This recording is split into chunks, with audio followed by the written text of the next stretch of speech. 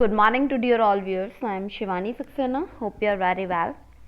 So morning के 7 o'clock हो चुके हैं और हमारे करंट अफेयर को बात करने का टाइम भी आ चुका है. सो जल्दी से कॉपी और पेन लेके आप लोग बैठ जाइए. देखिए आज डेट क्या है, आज है 25. ठीक है, 25 जैन आज है. सो आज के हम लोग करंट अफेयर के ऊपर बात करेंगे. देखिए फर्स्ट न्यूज़ आपको बताती है कि ICC men's cricketer of the year award जीतने वाले पहले पाकिस्तानी खिलाड़ी बने शाहीन. आपको पता है कि लास्ट वीडियो में मैंने आपको न्यूज़ बताई थी इसके बारे में. ये नहीं बताया था कि पहले पाकिस्तानी खिलाड़ी कौन बने हैं. सो यहाँ पे पहले पाकिस्तानी खिलाड़ी कौन बने हैं, शाहीन. देखिए अगर हम इस न्यूज़ को डिटेल्स में जाने तो आपको पता चलेगा कि पाकिस्तान के तेज गेंदबाज शाहीन अफरीदी ने 2021 के लिए ICC men's cricketer of the award बनने के साथ साथ गारफील्ड में शोबस ट्रॉफी जीती है और इसके साथ ही वह ICC men's cricketer of the year award जीतने वाले पहले पाकिस्तानी क्रिकेटर बन गए हैं. 21 वर्षीय शाहीन ने 2021 में 36 अंतर्राष्ट्रीय मैचों में 78 विकेट लिए, 78 विकेट लिए. देखिए ये न्यूज़ काफ़ी अच्छी है और काफ़ी इम्पोर्टेंट है. देखिए आपको यहाँ पे याद रखने वाली बातें ये हैं कि पहले पाकिस्तानी क्रिकेटर कौन बने, शाहीन. कौन बने हैं, शाहीन. ठीक है. और आपका सेकंड याद रखने वाली बात ये है कि इनकी जो उम्र है वो कितने वर्ष के हैं, ये 21 वर्षीय के हैं शाहीन. और 2021 में इन्होंने 36 अंतर्राष्ट्रीय मैचों पे कितने 78 विकेट लिए. सो आप इसको यहाँ पे देख सकते हैं, बहुत इंपॉर्टेंट न्यूज़ है. ठीक है, चलिए जान लेते हैं कि भारत हर साल 24 जनवरी को राष्ट्रीय बालिका दिवस क्यों मनाया जाता है. आपको पता है कि भारत सरकार ने 2008 में 24 जनवरी को हर साल राष्ट्रीय बालिका दिवस के रूप में मनाए जाने की घोषणा की थी. इसकी शुरुआत समाज को लड़कियों के प्रति अधिक संवेदनशील बनाने और उनका सम्मान बढ़ाने के उद्देश्य से हुई थी. साथ ही इसका मकसद लड़कियों के अधिकारों के प्रति जागरूकता फैलाना और उन्हें समान अवसर प्रदान कराना है. सो जैसे कि आप जानते हैं कि हमारे पीएम नरेंद्र मोदी जी तब से तो इसमें काफ़ी सारे बदलाव, लड़कियों की सेफ्टी के लिए काफ़ी कुछ किया गया है. लड़कियों के लिए काफ़ी योजनाएं चलाई जाती हैं. सो आज तक पहले को देखते हुए लड़कियों की स्थिति काफ़ी अच्छी है. और अगर बोला जाए तो लड़कों से अच्छा काम लड़कियां कर रहे हैं, लड़के भी कर रहे हैं, ऐसा नहीं है, लेकिन लड़कियों भी लड़के के बराबर काम कर रही हैं. तो आप जानते हैं कि चानूबाई हैं, तो बहुत सारी लड़कियां ऐसी हैं, शिवांगी चतुर्वेदी हैं, अवनी चतुर्वेदी सॉरी. सो देखिए आप यहाँ पे देख पा रहे हैं कि अगर क्वेश्चन पुटअप किया जाता है कि भारत में हर साल 24 जनवरी को राष्ट्रीय बालिका दिवस क्यों मनाया जाता है, इसकी शुरुआत 2008 से की गई थी. ठीक है. सो आप यहाँ पे ध्यान रख सकते हैं कि इसकी जो शुरुआत की गई थी, कब से की गई थी, 2008 से. लड़कियों के सम्मान के लिए, लड़कियों के अधिकारों के प्रति जागरूकता फैलाने के लिए, उनके सम्मान के अवसर प्रदान करने के लिए ये बालिका दिवस मनाया जाता है. सो आप सब भी लड़कियों का सम्मान कीजिए और लड़कियों से तो मैं यही रिक्वेस्ट करना चाहूँगी कि आप लोग लाइफ में आगे बढ़े, बिना डरे, सोच समझ के हर चीज़ को करिए. अपने एम देखिए, बड़े से बड़ा एम आप देखेंगे ना तो छोटा तो आपका इजीली क्लियर हो ही जाना है. सब बड़े बड़े सपने देखें और उन सपनों को पूरा करने के लिए दिन रात मेहनत करें. और तब आप मेहनत करेंगे ना तो आपकी मेहनत ज़रूर रंग लाएगी. चलिए जान लेते हैं. और मैं आशा करती हूँ कि हमारी जो देश की लड़कियाँ हैं वो काफ़ी मेहनती हैं और काफ़ी संघर्ष करके वो अपनी सफलता को ज़रूर हासिल करेंगी. चलिए जान लेते हैं नेक्स्ट न्यूज़ के बारे में कि स्मृति मानधना ने दूसरी चुनी गई आईसीसी महिला cricketer of the year. First किसको चुना गया था, फर्स्ट मैंने अभी आपको बताया था, क्रिकेटर का नाम क्या बताया था आपको, शाहीन. ठीक है. अब आपका जो मानना है कि भारतीय महिला बल्लेबाज स्मृति 2021 के लिए आईसीसी महिला क्रिकेटर ऑफ द ईयर बनने के साथ साथ रेचल हेलोफील्ड अवार्ड जीता है. उन्होंने 25 वर्षीय ने 2021 में 22 अंतर्राष्ट्रीय मैचों में एक शतक और 5 अर्धशतक में बदौलत 38.66 के औसत पे 855 रन बनाए. और मानना ने 2018 में भी रेचल हेलो फ्लेट में क्या किया था, अवार्ड जीता था, और यह उनका दूसरा अवार्ड है। कौन बना है सेकंड महिला, कौन बनी है दूसरी बार जो चुनी गई है महिला, कौन है वो, स्मृति। तो आप इनका नाम याद रखिएगा। और ये 2018 में भी अवार्ड जीत चुकी हैं। इनकी जो आयु है ये 25 वर्षीय है। तो आप यहाँ पे इनके जो इन्होंने कितने रन बनाए हैं, 855 रन बनाए हैं। ये छोटे छोटे जो पॉइंट है ना, ये याद रखने वाली बातें होती हैं। और तब आप इन्हें बताएंगे ना कभी, जैसे कि वीडियो को 1 ईयर हो गया देखे हुए, 1 मंथ हो गया, तब आप सडनली किसी के सामने बताएंगे इनके बारे में कि इन्होंने इतने रन बनाए, तो वाकई में एक इम्प्रेस आपके ऊपर पड़ेगा कि हाँ वाकई में बंदे को नॉलेज है, कि उसे इतनी छोटी से छोटी बातों से आज तक याद है कि कितने रन बनाए थे। सो बहुत अच्छा है, आपको नॉलेज, जितनी नॉलेज होगी उतना ही बेस्ट होगा। सो नोट कर लेना आप इस न्यूज़ को, काफ़ी अच्छा है।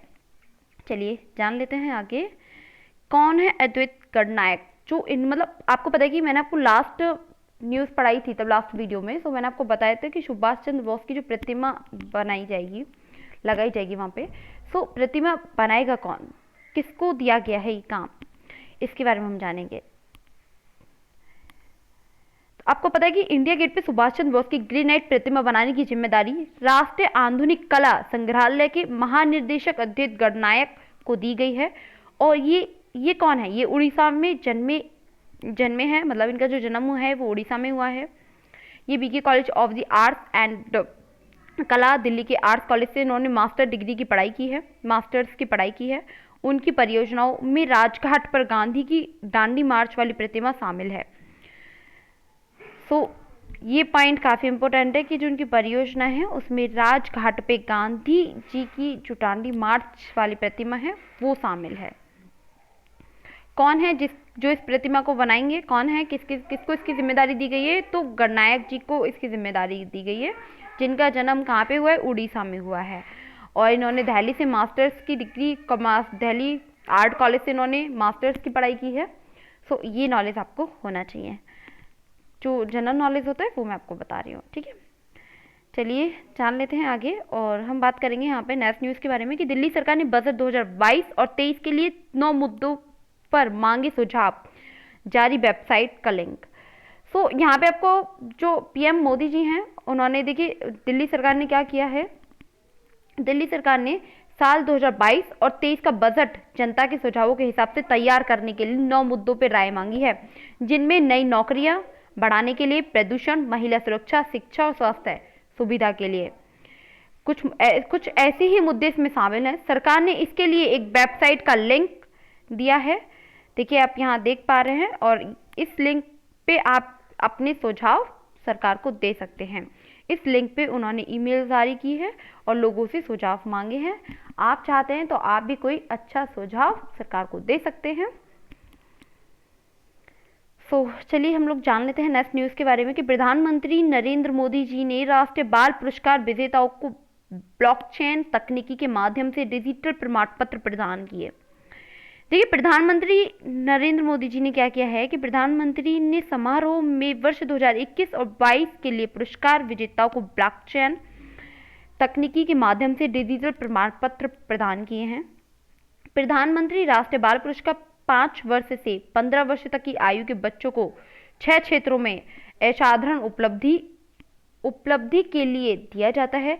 ये क्षेत्र है नवाचार, समाज सेवा, शिक्षा, खेल, कला और संस्कृति और वीरता। पुरस्कार में 1 पदक, 1 लाख रुपए नगद और प्रमाण पत्र दिया जाता है। पुरस्कार विजेता गणतंत्र दिवस के परेड में भी भाग लेंगे। आप यहाँ पे देख पा रहे हैं कि जो आयु होगी, बाल पुरस्कार 5 वर्ष से 15 वर्ष तक की आयु के बच्चों को 6 क्षेत्रों में होता है। ये समाज सेवा है, शिक्षा होता है, वीरता होता है, संस्कृति होती है, कला होता है, खेल होता है। साथ ही जो पुरस्कार विजेता हैं वो गणतंत्र दिवस की जो परेड है उसमें वो भाग लेंगे। चलिए जान लेते हैं हम लोग नेक्स्ट न्यूज़। 12वां राष्ट्रीय मतदान दिवस, देखिए बहुत अच्छा लगेगा आपको जान के, बहुत अच्छी इसे मैं आपको समझाने की कोशिश करूंगी। देखिए मतदान दिवस इस वर्ष का मुख्य विषय है चुनावों को समावेशी, सुगम और सहभागी बनाना। इस कार्यक्रम के मुख्य अतिथि उपराष्ट्रपति एम वेंकैया नायडू होंगे।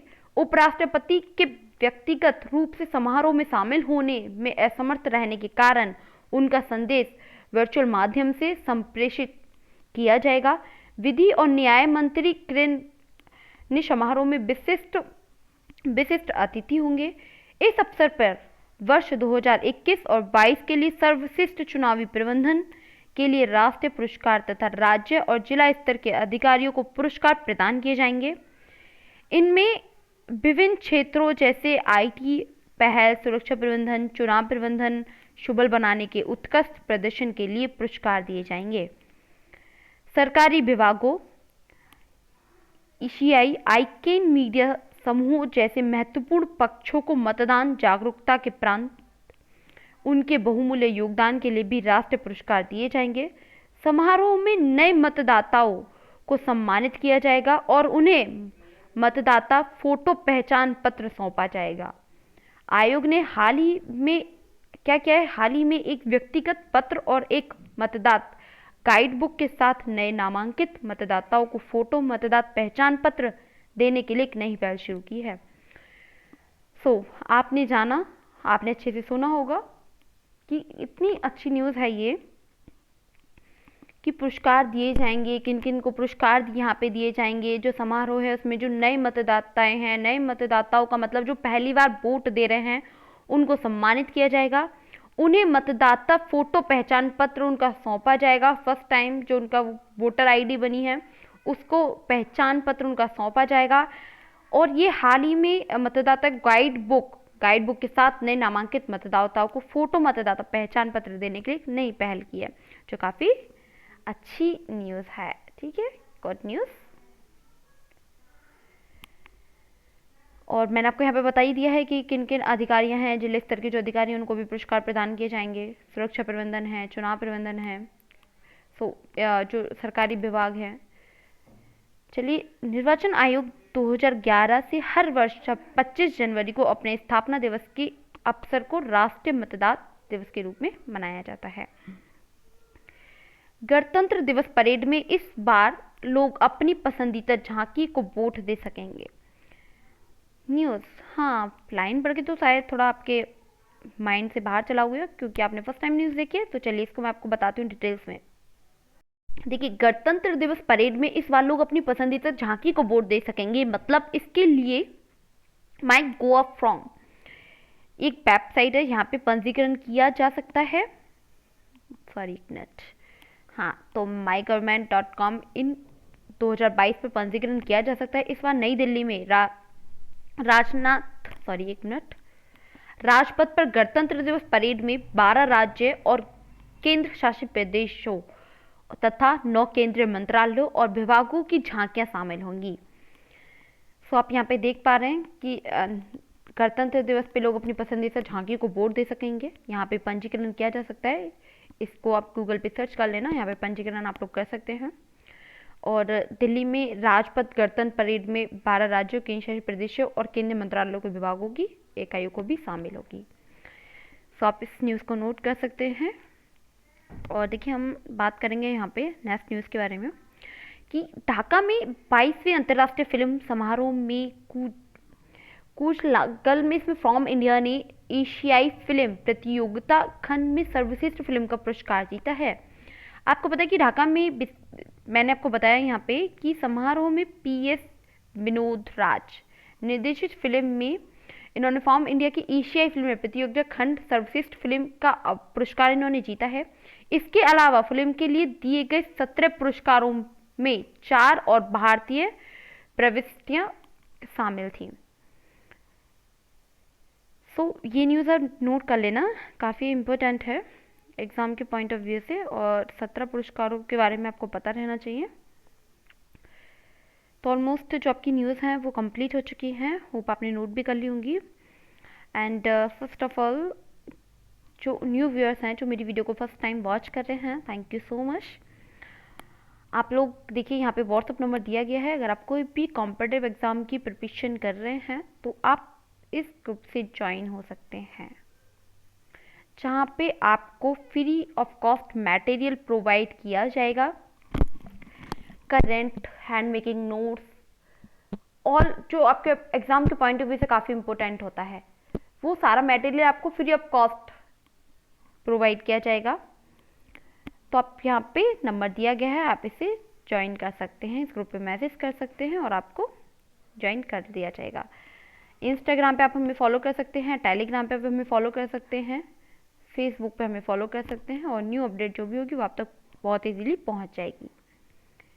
चलिए जान लेते हैं आज के इम्पोर्टेंट क्वेश्चंस के बारे में जो आप लोगों को पता रहने चाहिए। देखिए, किस देश ने बाघ संरक्षण एशियाई मंत्रिस्तरीय सम्मेलन Asia ministerial conference of tiger conservation का आयोजन किया है? किसने किया है? मलेशिया ने। तो क्या है, किस देश ने किया है बाघ संरक्षण एशियाई पे? मलेशिया ने।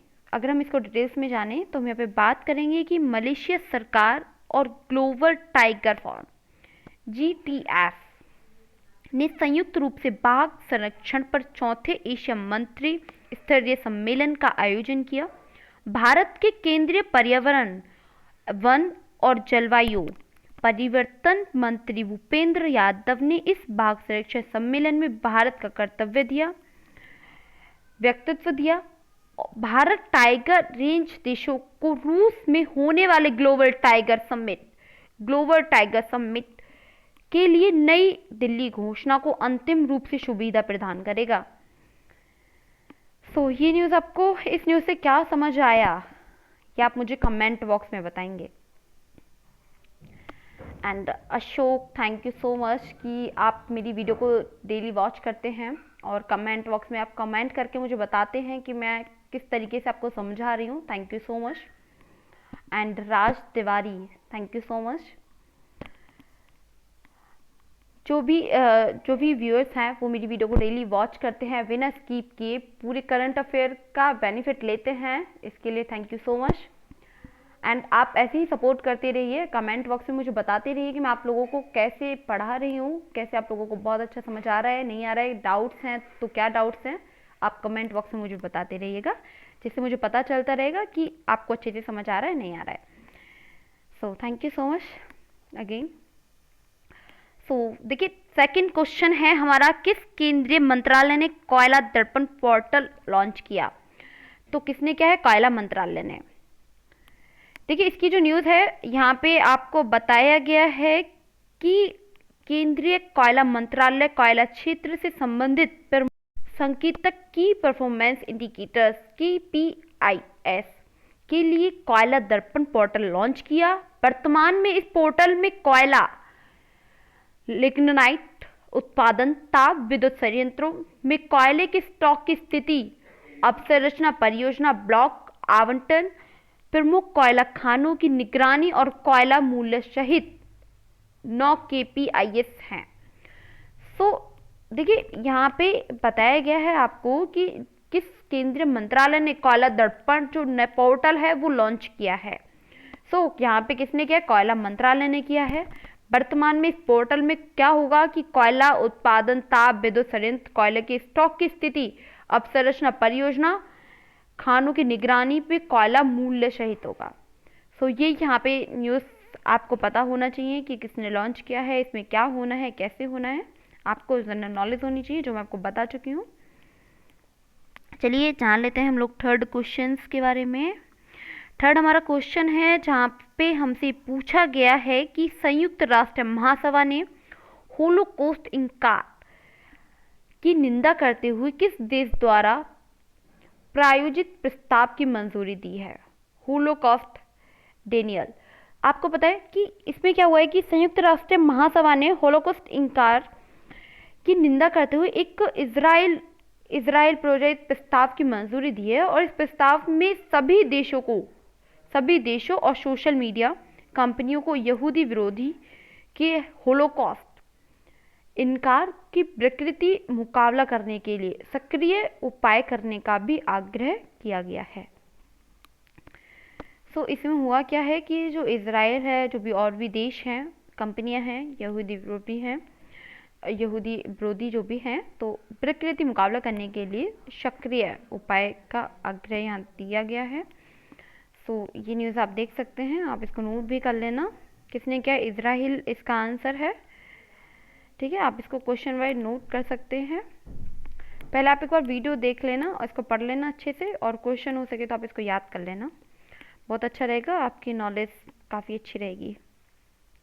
चलिए जान लेते हैं हम लोग नेक्स्ट क्वेश्चंस के बारे में। नेक्स्ट क्वेश्चन हमसे पूछा गया है कि आयशा मलिक किस देश के सर्वोच्च न्यायालय की पहली महिला न्यायाधीश बनी। सो आयशा मलिक के बारे में मैंने आपको बताया था कि पाकिस्तान की बनी है। इनके बारे में हम लोग डिटेल्स में जानेंगे। देखिए, डिटेल्स में इनके बारे में बताया गया कि उच्च न्यायालय की न्यायमूर्ति आयशा मलिक को पाकिस्तान के सर्वोच्च न्यायालय की पहली महिला न्यायाधीश के रूप में नियुक्त किया गया है। पाकिस्तान के राष्ट्रपति आरिफ अलवी ने न्यायाधीश की पदोन्नति में अपनी मंजूरी दे दी, और जो 2012 में लाहौर उच्च न्यायालय और न्यायाधीश के रूप में कार्यरत थी, अब क्या होगा कि अब जून 2031 तक अपनी सेवानिवृत्ति के लिए सर्वोच्च न्यायालय के न्यायाधीश के रूप में काम करेंगी। कब तक काम करेंगी? 2021 तक, जून 2031 तक। ठीक है, 2031 तक वो कार्यरत रहेंगी न्यायाधीश के रूप में। सो ये आपको पता रहना चाहिए, और ये भी आपको पता रहना चाहिए कि कौन है। तो आयशा मलिक इनका नेम है, और ये पहली महिला न्यायाधीश के रूप में इनको नियुक्त किया गया है। चलिए जान लेते हैं नेक्स्ट न्यूज़ के बारे में, नेक्स्ट क्वेश्चन के बारे में। नेक्स्ट क्वेश्चन आपसे पूछा गया है कि किस राज्य ने यूरोपीय शहरों को तीर्थ सड़कों सौंदर्यीकरण परियोजना शुरू की है। तो इसका आंसर होगा दिल्ली। क्या होगा? दिल्ली। तो यहाँ पे हुआ क्या है कि स्ट्रीटस्केपिंग एंड ब्यूटिफिकेशन, जस्ट मिनट, ये क्या हो गया? हाँ, तो क्या है यहाँ पे, स्ट्रीटस्केपिंग एंड ब्यूटिफिकेशन ऑफ रोड्स परियोजना शुरू की है।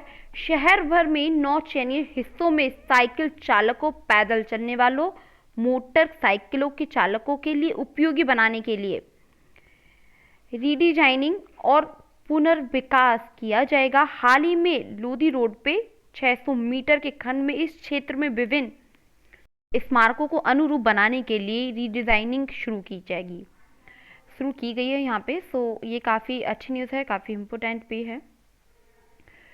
सौंदर्यीकरण परियोजना शुरू की गई है, दिल्ली में शुरू की गई है। ये यहाँ पे जो साइकिल चलाने वाले हैं, पैदल चलने वाले लोग हैं, मोटरसाइकिल चलाने वाले हैं, तो उनको उपयोगी बनाने के लिए इसका पुनर्विकास किया जाएगा।